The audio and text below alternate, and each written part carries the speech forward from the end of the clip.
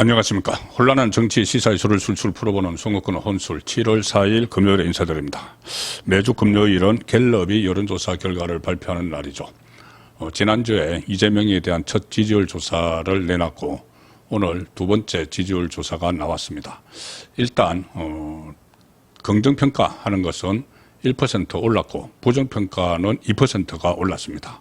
점차 이 부정적으로 이재명의 지금 초기 집권하고 나서 초기 행태에 대해서 부정적으로 보는 시각이 계속 올라갈 걸로 예상되는 대목이 하나 있어서 제가 설명을 드리겠습니다. 뭐냐 하면은 갤럽은 여론조사 결과를 발표를 하면서 이 긍정적으로 국정 운영을 긍정적으로 평가하는 이유 그리고 부정적으로 평가하는 이유를 따로 묻죠. 자, 그 결과를 보면은 이재명의 국정을 긍정적으로 평가하는 사람들은 아주 그 이유가 매우 추상적입니다.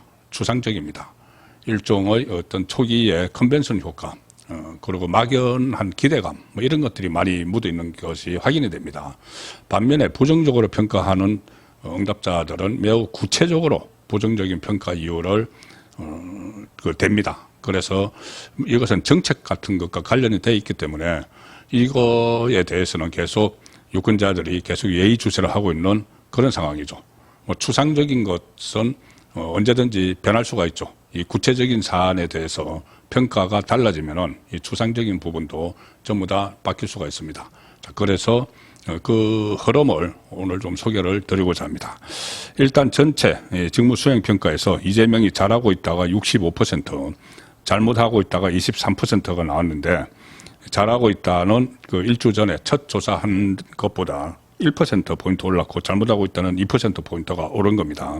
자, 그런데 이걸 뭐 지역별, 세대별로 살펴보면은 이재명의 국정 운영이 잘 되고 있다고 보는 쪽은 쏠려 있습니다. 세대별, 지역별로 굉장히 많이 쏠려 있습니다. 일단 이 호남권, 강주, 전라가 이재명 지지율이 90%가 나와 있습니다. 90%. 그리고 이 40대 연령대에서 81%. 30대도 71%, 특히 40대에서 81%. 그리고 이 민주당 지지층은 무려 94%가 잘하고 있다. 잘못하고 있다는 3%밖에 안 됩니다. 초반에 막 힘을 실어주는 그런 분위기가 보이죠. 그리고 진보, 본인이 진보라고 대답한 쪽에서 90%. 그러니까 이쪽에 한쪽에 쏠려서 여기서 초반 지지율 60%대를 끌고 가고 있다. 이렇게 볼 수가 있습니다. 그리고 제가 항상 말씀드린 것 중에 하나가 그전에 윤석열 정부 3년 동안 대통령 직무 수행 평가에서 3년 내내 민주당 지지층은 윤석열 전 대통령에 대해서 당시 대통령에 대해서 지지율이 3%, 4%에 그쳤습니다. 무엇을 하더라도 지지하지 않죠. 아무리 가서 좋은 외교 성과를 내고 오거나 하더라도 그리고 그때 민노총에 대해서 그 회계 공시를 받아내는 그런 성과 같은 것도 있었죠. 뭐 여러 가지가 있었습니다. 그 한 3년 동안. 그때도 항상 지지율은 민주당 지지층의 윤석열 대통령에 대한 지지율은 한 4%, 심지어 2%까지 간 적이 있죠. 묻지마 반대입니다. 그런데 지금 국민의힘 지지층은 이재명 지지율이 25%는 가 나옵니다. 25%나 나오는 거죠.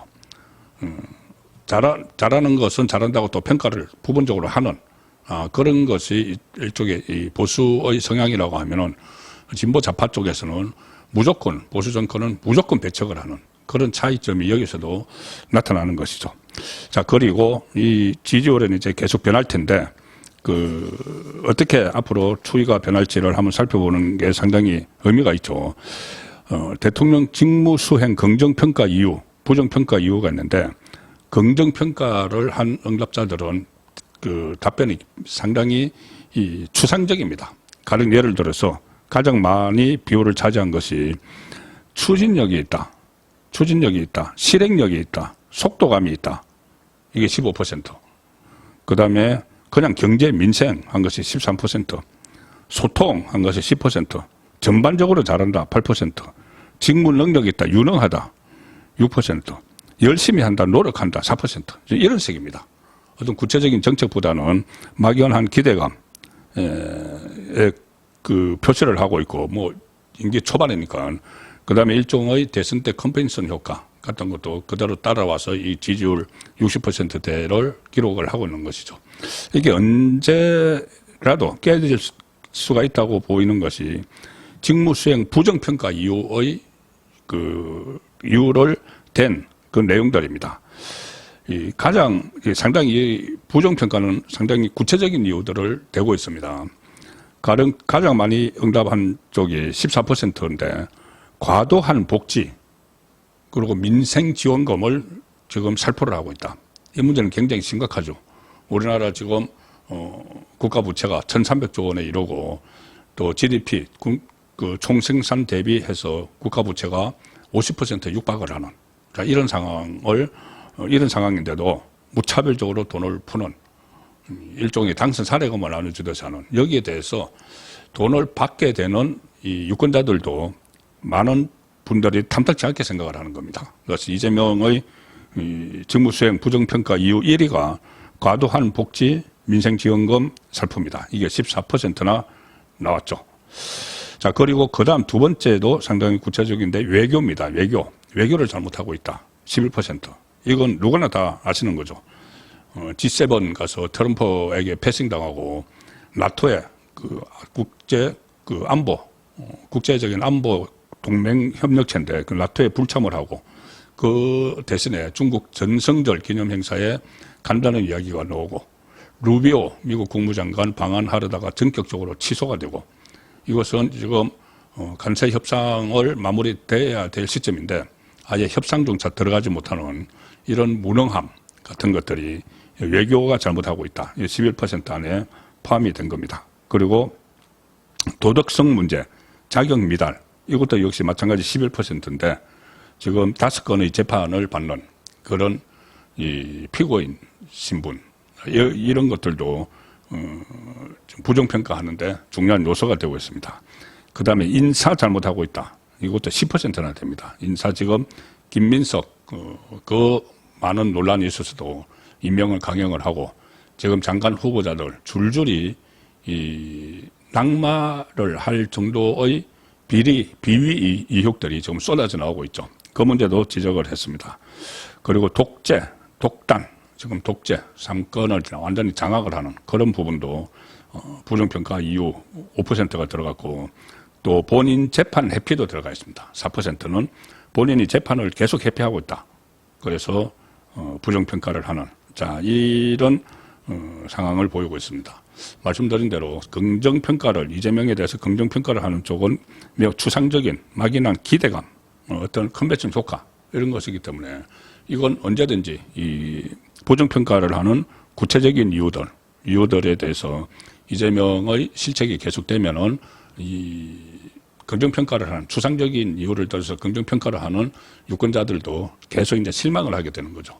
자, 그래서 지지율이 떨어지고 좀 기세가 약해지면은 재판을 속개해야 된다.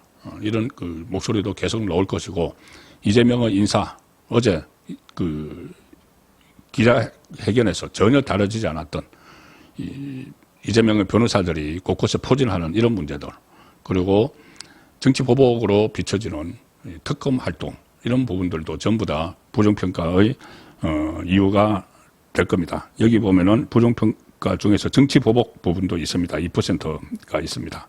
좌편향 이런 문제도 있고 이런 것들이 지금 복합적으로 작용을 하기 시작을 했다고 해석을 할 수가 있습니다. 그리고 오늘 갤럽에서 이런 조사를 하나 했습니다. 뭐냐면은 지금 김민석을 비롯해서 새롭게 장관으로 지명된 사람들 비위투성이죠. 계속 하루가 멀다 하고 지금 어제 오늘도 신문에 계속 쏟아지고 있습니다. 그런데 이 조사가 어떤 조사가 이루어졌냐면은 고위공직자 인사청문회에서 자주 거론되는 다음 문제들 중에서 가장 용납할 수 없는 것은 무엇입니까? 여러 가지 비리 의혹들 중에서 가장 용납할 수 없는 것은 무엇이고 그 다음으로 용납할 수 없는 것은 무엇인가? 이렇게 해서 6개 항목을 했는데 이 2개를 이제 선택을 하는 겁니다. 그것을 다 합산을 해보면은 인사청문회에서 가장 용납할 수 없는 문제는 탈세, 재산 정식입니다. 탈세, 세금 떼먹는 거, 그리고 재산 정식 자체가 문제가 될 것은 없지만 재산 정식하는 과정의 이익들이죠. 이것이 이제 국민에게 상대적 박탈감을 주는 그런 상황인데, 탈세와 재산 정식 문제가 인사청문회에서 가장 용납할 수 없다, 이렇게 응답한 비율이 61%입니다. 61%. 두 개씩 이제 응답을 했죠. 그 다음에 두 번째가 부동산 문제. 용납할 수 없다. 37%. 세 번째는 두 개인데, 하나는 병역 문제 21%, 정관 예우 문제 21%. 그리고 5위는 입시 취업 문제 5%. 6위는 논문 표절 5위는 입시 취업 문제 16%. 6위는 논문 표절 12%. 이렇게 나왔습니다. 가장 용납할 수 없는 것은 탈세, 재산 정식 61, 그 다음에 부동산 37, 또 정관 예우와 병역 면제가 21, 입시 취업 문제가 16, 논문 표절 12% 이렇게 나왔습니다. 이거 보시면은 전부 다 지금 논란이 되고 있는 이재명 정권의 이 사람들이 다 떠오르죠. 부동산 가장 많은 탈세, 재산 정식 문제만 해도 61%나 차지했는데, 이것만 해도 김민석 장롱 속에 6억 원이든지 8억 원이든지 이 돈을 무슨 배추 농사를 해서 받았다, 어처구니 없는 그런 부분들도 있고, 탈세 문제도 있고, 장모에게 2억 원을 받았다고 하는데 그건 정유세는 내느냐, 그런 부분들이 이 김민석 뿐이 아니고 지금 인사청문회장에 곧 설 이 정권의 이 장관 후보자들이 줄줄이 지금 의혹을 사고 있습니다. 부동산 문제도 마찬가지죠. 초대 민정수석이었던 오강수 부동산 차명 부동산으로 이미 낙마를 했죠. 그리고 지금 그 밑거름을 그리고 있다는, 이재명 정권 밑거름을 그리고 있다는 이한주 국정기획위원장도 이 부동산 문제로 논란이 많이 되고 있는 상황입니다. 다른 문제들도 전부 다 이제 인사청문회, 장관 인사청문회가 줄줄이 열리기 때문에 이런 부분들이 벌써부터 이 검증에 막 걸려 있는데, 검증에 걸린 게 아니고 자체 검증에서는 걸러내지도 못했죠. 지금 언론의 검증에 의해서 계속 걸리고 있는데, 또 다른 인사 참사, 인사 파동이 일어날 것으로 예상이 됩니다. 이재명 지지율 지금 초반에는 마치 언론도 고공행진을 한다고 이야기를 하지만 그 자세한 내용을 뜯어보면은 점점 민심이 떠나가고 있다는 것을 피부로 좀 느낄 수가 있는 그런 이유들이 있었기 때문에 설명을 드렸습니다. 오늘 저녁 8시 라이브 선거권의 정치쇼 시간에 다시 뵙도록 하겠습니다. 감사합니다.